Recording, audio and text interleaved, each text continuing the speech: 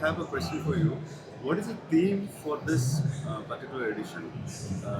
Because ZF is present across segments in varied pockets. It's like a backbone, hidden backbone. So, is that a particular theme that you're introducing and talking about? I think that's a simple question. Thank you for that. I think our theme remains, of course, the same, and it takes a lot of time to develop that and make it into happen. And that is, we have it since Bharat Mobility last year, and that is redefining India's mobility. That's what in India as ZF we're looking forward to do. The difference, of course, is that when you met us 2 years back, a lot of things have changed. We have a much more prominent role in the industry. We continue our strong aftermarket presence in the commercial vehicle segment, and passenger cars, which is almost third or fourth largest in the world, we have a lot of attention from ZF Group on this market. And I think a part of that is to have Markus here, responsible worldwide for our best car aftermarket business. And then, as you said, there are varied products where ZF is in. A strong presence on railways where we're getting on, also with the aftermarket space. Strong presence on railways on dampers from which is done from the commercial vehicle space. So what you will see here clearly is how we've made these shifts. Our boots down at Automechanika very clearly reflects all our businesses, and we use our synergies wherever possible. You will see that there are many technology-oriented products which my colleagues will talk of, especially towards digitization, towards skilling, towards internet connect across the market for aftermarket, improving the uptime for the customers, increasing the reliability, and of course, most importantly, making the availability of parts when they are needed. So I think the basic goals and aims remain the same. With all due respect, India is an extremely large market. This is not a market we can conquer overnight. It needs to have a prolonged strategy which needs to be put in place over a very long time, and we are in the right direction there. And I think lastly for me, because it's not only the volumes which are growing, it's not only the monetization which is happening or the digitization which is happening in the market which offers us ZF the opportunity, but I think from a group perspective, also being the third largest global aftermarket player in the auto segment worldwide, we also see excellent opportunities to not only have a local interface, but also an export interface as time goes by. And that we've already recently seen with the couple of agreements which have come through. Better for me to mention before you ask, on the EU side or the US side. And I think it's too early to say what will happen there, but what is good is that from what we are doing here, those additional opportunities have recently come on the table, which we will address over a period of time, and that also improves the possibility even more than what we were looking out of India. Mr. Andre Scholle, now I would like to ask you a question about what's happening in global aftermarket. So the progression in the aftermarket segment globally has been much faster than what it used to take a decade ago. So how is ZF preparing to address the challenges and also leverage the emerging opportunities? I think there's a difference happening globally. I mean, the aftermarket transformation, and it is a transformation because we're moving away from purely a distributor business of spare parts. It's becoming an ecosystem, and that is happening at a different pace worldwide. And the growth that is happening is not happening in Europe anymore, where it used to be and where ZF's biggest legacy is. I think that is more happening in emerging markets, and especially in markets like India. This is why we put our focus on India on a very, very high scale. So we do see our growth that is happening in the next coming years, mainly happening in markets like India. Okay, and the recent agreement signed between India and FTA. How are you planning to leverage this agreement so that it's become a win-win situation for ZF and India as a whole? I think it's too early to mention any details because it's about a week old. Yeah. So I don't know the exact impact. I see it as a chance that our efforts that we do here in India with the local presence, with empowering the local team, with making sure that we have products that are fitting for the Indian market, assembled and also produced locally, I think that is, I see the agreement between the EU and India as a chance that helps us to drive our strategy forward. And this is what makes me personally very happy. If I may add something, Please. it's a two-way street. It's of course number one what Andre said, how we want to develop the Indian aftermarket further, provide the training and products for the market, for the domestic market.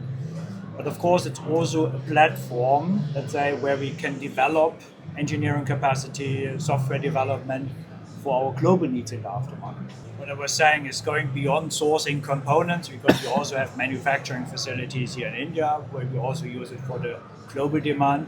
But we even looking at software engineering, digitalization, because also that is what Andre said earlier, is happening in other aftermarket as well. So it's a two-way street for the market, but also, let's say, for global demand.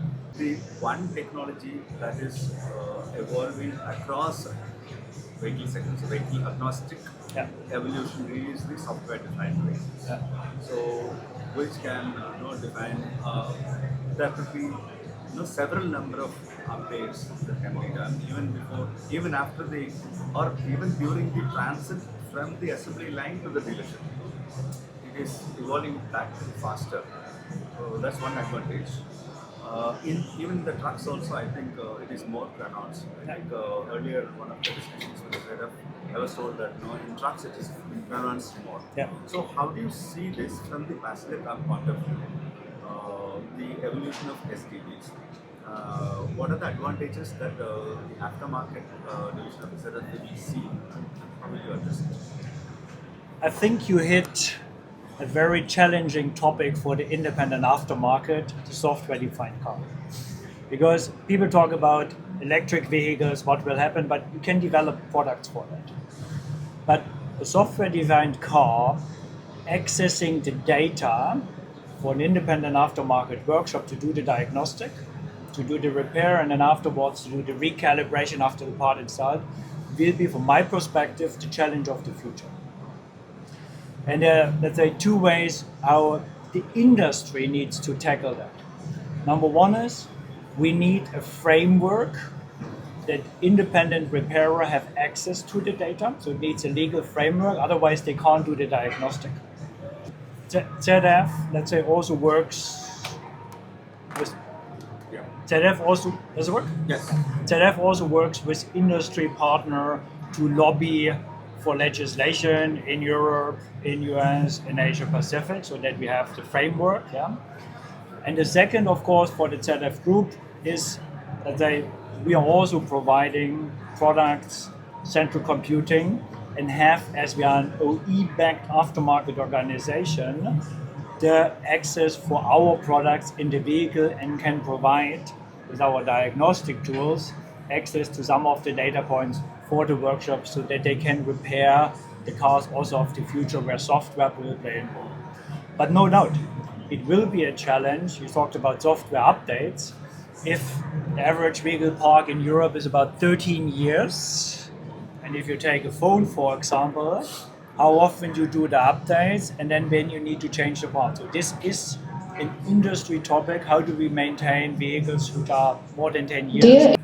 Again, just summary two things: legislation and access, and then of course us for ZF, as we have to know how for our products, we also will provide that, let's say, to the independent workshop that they can do the work. Explain to the question. Yeah. So the software, IT, IoT, all these companies are partnering with OEMs to develop a lot of things. UX is a great example. So, from the aftermarket point of view, do you see them continue after the vehicle is delivered to the customers, or you have to prepare your own setup to address those issues? I think it's a mixture.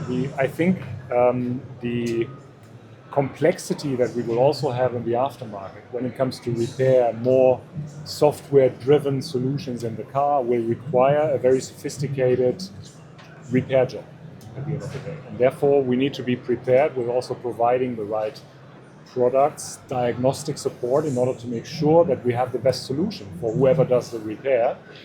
No, I think that digitalization will be necessary to use IT-driven solutions for giving the customers, the fleets, the workshop, a better opportunity to optimize their level of repair, because the repair will get more complex.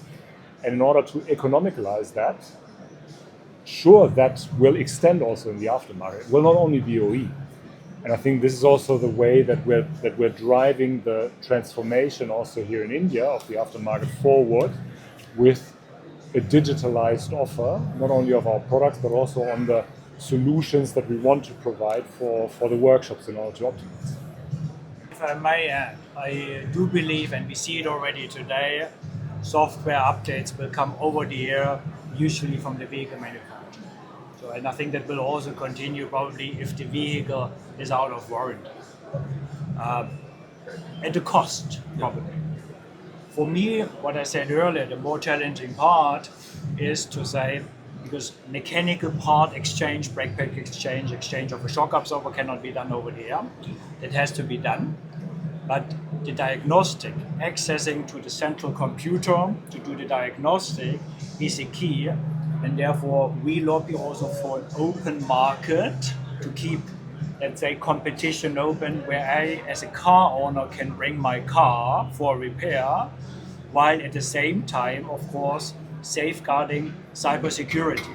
So there need to be a cooperation also between the vehicle maker and the parts manufacturer to secure that if a car is repaired and that a software update or recalibration is done, is in a secured manner for the vehicle maker and for the independent car repair shop. Yeah? So that has to be, let's say, balanced, and so that we are all, let's say, safe if cars then also, let's say, recalibrated after part is replaced. Abhishek Verma, global products are being launched in India, so that means the expectation from the aftermarket also be at par. So how is ZF gearing up to this? So thanks for the question. Really, in fact, if you really look, that puts us already into a sweet spot. Because if you look globally, the ZF strength, at least into the car portfolio, we have always been at the center stage of the premium global car, and that is what has remained our strength. So once those cars are also moving into India, and the quality, the products and the services and the expectation level that what we globally match, we will be replicating that into India. And the good part is a large part of that portfolio of the product will already be ready, given our vast expense all over the world, and we will be kind of, from day one, we will be able to leverage that. So our eye is not on a specific segment of product, we are looking our portfolio holistically, and wherever we are seeing white spaces in terms of the opportunities, in terms of the value addition we can do as a company, we are geared up for that. But as we said, global and premium car product, ZF, that is already there in a niche and strong name, and we're happy to leverage our strengths there. Gentlemen, thank you so much for your time. It was wonderful talking. My pleasure. Thank you. Thank you.